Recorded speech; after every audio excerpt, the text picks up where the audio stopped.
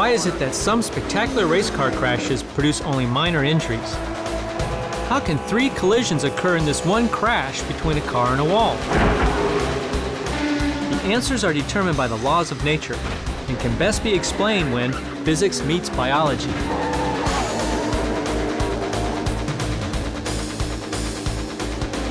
Through injury biomechanics, the study of the effects of forces on the human body, we've learned much about what happens in high-speed race car crashes, and doctors and engineers have used this information to build safer race cars and tracks.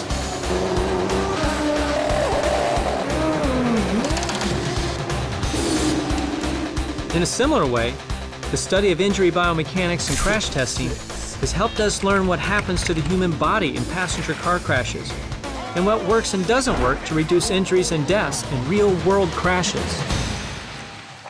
Hi, I'm Griff Jones. I'm a science teacher, and I'm here at the Insurance Institute for Highway Safety's Vehicle Research Center to explore the basic science behind injuries in vehicle crashes. So let's go behind the scenes and take a closer look at what happens to the human body in a crash. What is the first scientific discipline that comes to mind when you think of car crashes? It's probably physics, right? Because Newton's laws of motion govern what happens to a vehicle in a crash. But if we want to understand how crashes cause injuries to people, we need to look at what occurs when physical forces are applied to organs, tissues, and cells. This happens when physics meets biology in a field called injury biomechanics. The Institute's Vehicle Research Center is a world-class facility for vehicle research and testing. A reporter described the crash hall with its 3 runways as a cross between a Hollywood soundstage and a NASA clean room. Vehicles are propelled down the runways at precise speeds, using a system of nitrogen-powered hydraulic motors and cables. The lighting array provides up to 750,000 watts of non-glare illumination for the 500 frames per second high-speed cameras. The research tests they're conducting here today focuses on how injuries occur in real-world crashes. This experimental crash replicates one in which a car hit a tree. In an attempt to understand injury patterns found in the occupants of the actual crash, researchers have disconnected the airbags. Looking at the driver's chest, we can see the chest deflection reached about 50 millimeters of compression. The chest accelerations 70 to 80 G resultant acceleration range. High likelihood of skull fracture. Very bad. Yeah, very bad. Figuring out what just happened in this test crash is the job of the research engineers here.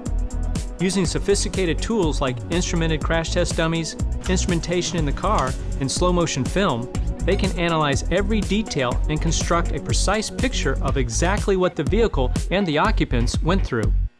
When research engineers use terms like the chest deflection reached about 50 millimeters, how does that relate to what a human occupant would experience? If chest acceleration is 70 to 80 Gs, which means that a force equivalent to 70 to 80 times the weight of the dummy's chest is pressing on it, is that survivable? How do these guys know the answers? The search for the limits of human tolerance to forces began decades ago. Today's race car and passenger car drivers benefit from biomechanics studies that were conducted during the 1940s, 50s, and 60s in the field of aviation, investigating how to protect pilots and astronauts from the strenuous forces of ejections in high-speed travel.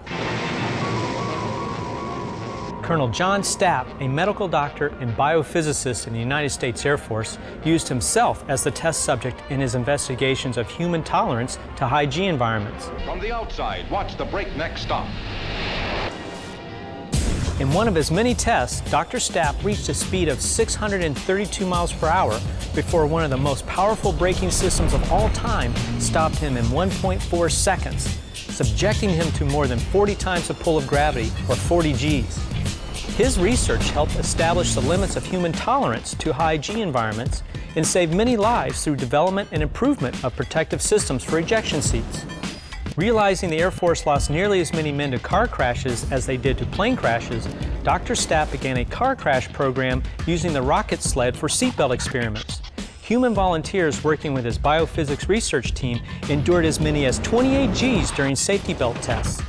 This early research laid the foundation for the complex crash analysis that is conducted here today. These dummies are a perfect example of combining science, technology, engineering, and mathematics to produce new tools that extend scientific understanding. They are the modern-day version of Dr. Stapp's volunteers. There's not just one dummy for VRC testing, nor even one type. There's a whole family of dummies for crash testing. This is our crash test dummy family, ranging from a 6-month-old all the way up to a 95th percentile male. 95th percentile of what? That means that it is larger than 95% of the male population in the U.S. Wow, so this is a big guy. Yes, if he could stand, he would be about 6'2", about 223 pounds, pretty big. The female, if she could stand, about 5 foot tall, 107 pounds. How about the smaller dummies? They are called crabbies. Crabbies. Are they moody? They're not moody, but it stands for child restraint airbag interaction. And so when we're doing the frontal crash test, it's 50th percentile? Yes. Okay. Side impact is the small female. Side impact dummy is a very complicated dummy. It has the most instrumentation. They have sensors from the head to the toe. The accelerometers give us the acceleration of the mass. The load cell measures force. And then we have the potentiometers that measure the displacement. The ribs actually move. So dummies are very sophisticated. They provide data from many different body regions. But how do we connect this to people? What is the link between all these crash test data and the injuries that people experience in real-world crashes? The dummy is measuring different things. It's measuring acceleration, force, and in some cases, distortion of the body parts. Those measurements can be compared against similar measurements made in experiments on biological tissues, using either animal models or cadaver models to get an idea of how much stress can this body part take before it breaks. So in order to understand whether or not a person would be injured, you need to know how strong the bones are, how strong the tissues are, and what conditions will cause them to break. So the crash test dummies try to get a clearer picture of what's really happening to the people. Is that where the term biofidelity comes from? It's exactly where the term biofidelity comes from. What biofidelity means is the characteristic of the dummy that represents how close to actually being a human being it is. So the higher the biofidelity, the more like a human being it is in representing how it moves, what types of stresses it measures in the crash test, and then the true-to-lifeness of those measurements to the prediction of injury in a real person. This is how research engineers can tell us with precision what a human occupant would have experienced in a test crash. Dr. Stapp's experiments, plus years of research with real biological tissues from cadavers and animals, have produced a set of reference values against which we can compare the stresses and strains the dummies experience. So we can measure these in a test crash and can figure out if they would cause injury to a human occupant. But what do these stresses and strains actually do to people to cause injury? Let's start with some basic anatomy. Your body contains over 100 trillion cells and is structurally organized into 4 levels: cells, tissues, organs, and organ systems. Tissue is a group of similar cells working together to perform a common function. Organs are made up of 2 or more types of tissue working together to perform a specific function, and each organ is part of at least one organ system that performs major activities or processes. Your body contains 4 fluid-filled spaces called body cavities that house and protect your major internal organs. Within the body cavities, your organs are suspended in fluid that supports their weight and prevents them from being deformed by normal movements. Your organs are also protected by your bones and muscles. For example, your heart and lungs are protected by your rib cage and sternum inside the thoracic cavity. Your brain is encased within your cranial cavity and is protected by your skull. Now, with this as background, remember the question from the beginning of this film. How is it possible to have 3 collisions in a single crash? Remember, the laws of physics hold true everywhere, on a highway, on a racetrack, and even inside your body. If a race car is going 200 miles per hour, so is the driver's body and every organ inside it. Let's answer the question. The first collision is between the car and the wall. The second is between the driver and the car's interior. And the third is between the driver's internal organs and the inside walls of his or her body cavities.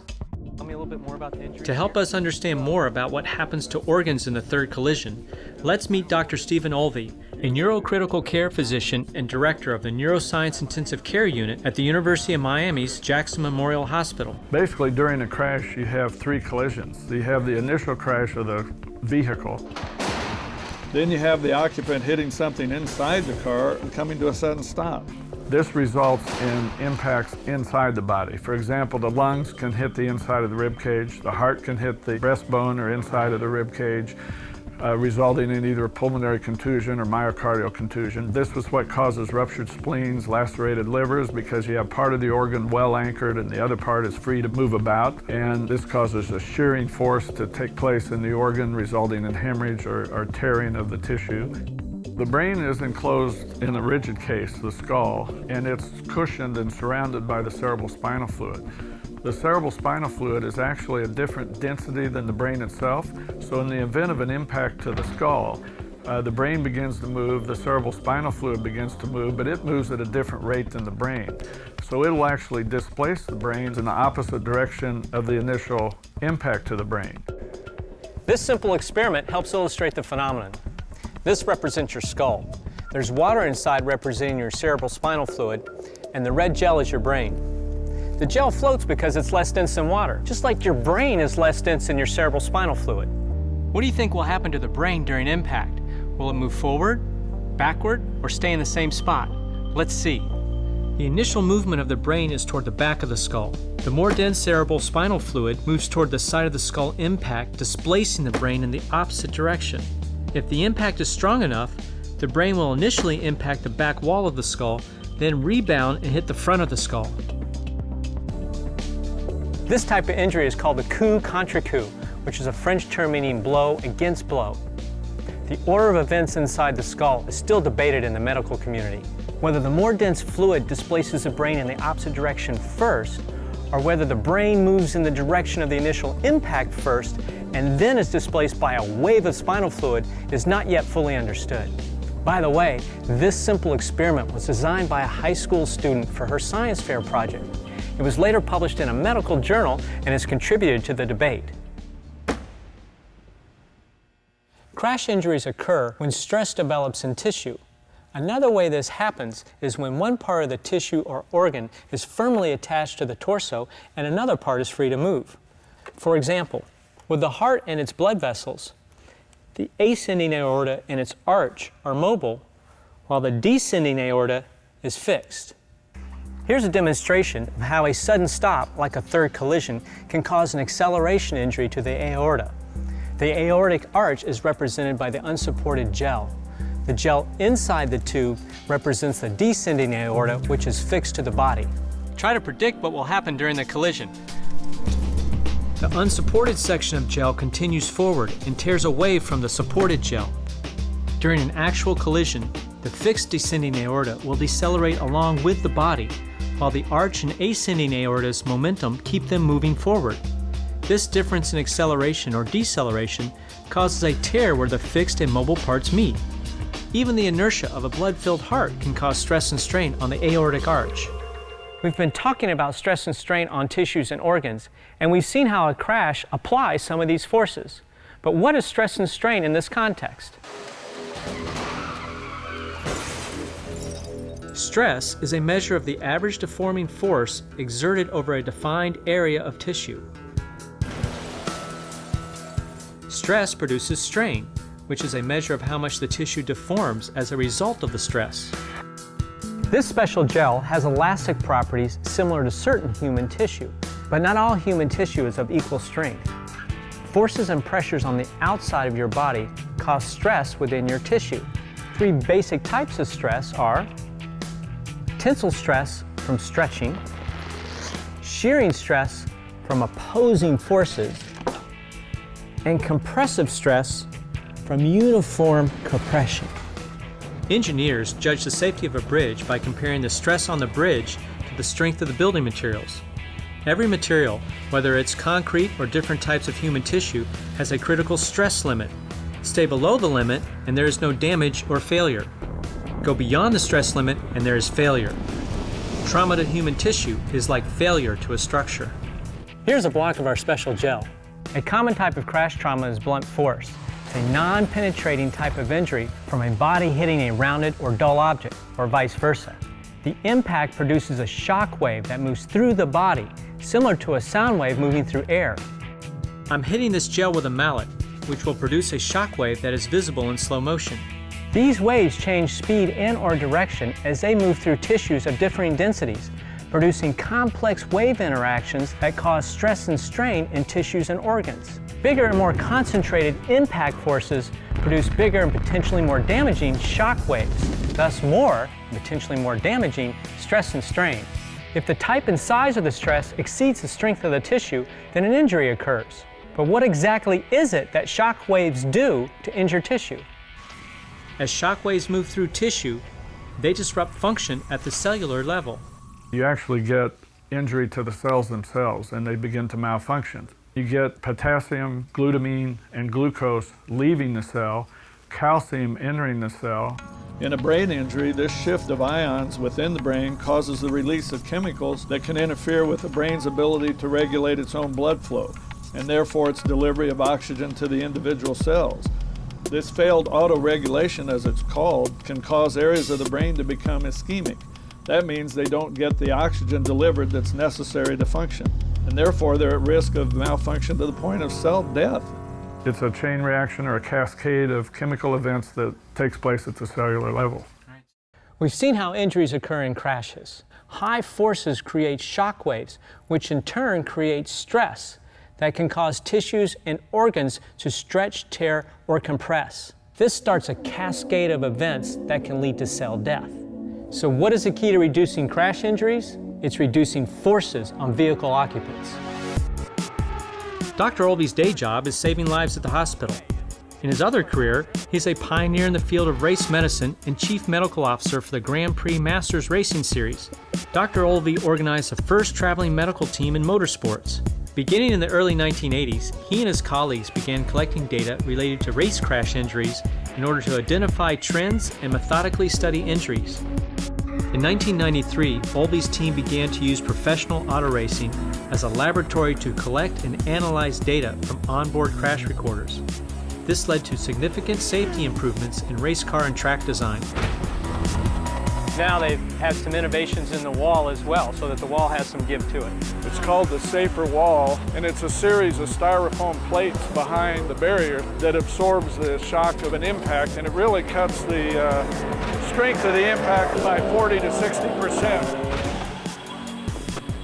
You've heard about crash recorders in airplanes, so we have crash recorders in race cars as well. This box has triaxial accelerometers, which measure accelerations in 3 directions: vertical, horizontal, and longitudinally. So in the event of a crash, they can take the data off of this recorder, take it back to the laboratory, know exactly what the driver went through in that crash. This allows you to make computer models and reenact the crash, and you can make changes to the car. Advances in motorsport safety brought about by the study of injury biomechanics have made a big difference in drivers being able to survive high-speed crashes. He's going to unbolt himself from the 6-way harness. Safety features like 6-point harnesses, rigid safety cages or tubs, energy-absorbing head surrounds, breakaway parts, and energy-absorbing walls have contributed to reducing forces on drivers and preventing injuries. In the vehicles we drive, The study of injury biomechanics has contributed to huge improvements in vehicle design. Many of these improvements have resulted from the work of the Vehicle Research Center. The key here is This is Adrian Lund. He's president of the Insurance Institute for Highway Safety. you try to design the structure of the car so that it crushes in front, so you're bringing the car to a stop slowly over time. If you bring the car to a stop slowly, that gives you time to protect the occupants inside. So that's a little extra time for you to manage the occupants' kinetic energy. We have a good safety cage here. That means that there's plenty of room for the belt and the airbag to give them more ride down space. So even after the front of the vehicle has come to a stop, the safety belt can stretch a little further, the airbag will deflate, and they can ride that down. We're finding ways through our research to lengthen that amount of time over which these changes occur. Here's a challenge I give my students. Design an egg-carrying car from only 2 sheets of paper but with unlimited amounts of glue. I provide the wheels and axles, but they must apply their science, knowledge, and skills to produce a crash-worthy vehicle that protects the egg. Ooh. The car with the most momentum that is able to protect the egg is declared the winner. Safe car.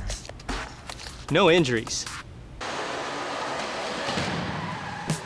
Now in a side impact, it's actually pretty hard to increase the time. So the other thing we do is to try to spread the forces over a larger portion of the body so that no part of the body experiences forces that will cause injury. Right. If you don't do that, then maybe the armrest just comes in and it hits you at once, and it's trying to accelerate your whole body just by pushing on your abdomen. And then you have injuries. If you've got more force in a concentrated area, you've got more pressure. So you've got more stress and strain, which damages tissues and organs. That's right. Force and pressure are closely related, but they are not the same thing. Here's a more dramatic demonstration of the difference. Can you explain why the very sharp nails, trust me, they are sharp, do not puncture my skin? No, it's not magic. It is because my weight is distributed fairly evenly over the nails. The trick is to have a large number of nails. Pressure is equal to the force exerted on a surface divided by the total area over which the force is exerted. The more nails we have on our board, the greater the total surface area I am lying on, and the lower my pressure on any one nail. More nails means less pressure. We have so many nails on our board, we are going to put a 223-pound crash dummy on my chest. Even though the force has increased, there are still enough nails to keep the pressure at a safe, although rather uncomfortable, level. It used to be that crashes were always referred to as accidents. Accidents. But that doesn't tell you how to prevent them. What tells you how to prevent them is to realize that this is a crash. It's a physical thing, it's predictable, it has predictable consequences. It's just the physics and the biology. Whether it's on a racetrack, a rocket sled, or on the highway, the principles are the same. When forces are high on the occupants, there is potential for damage to tissue and organs. Keeping people safe in crashes has to do with extending impact time, keeping the occupant compartment intact, and tying the occupants to the compartment. What happens to the human body during a crash is determined by biology and physics. You can't argue with hard science.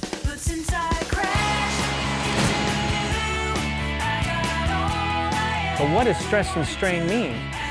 God! 3 basic types of stress are tensile stress from stretching. Upside down! This happens when biology meets physics. Oops. When physics meets biology.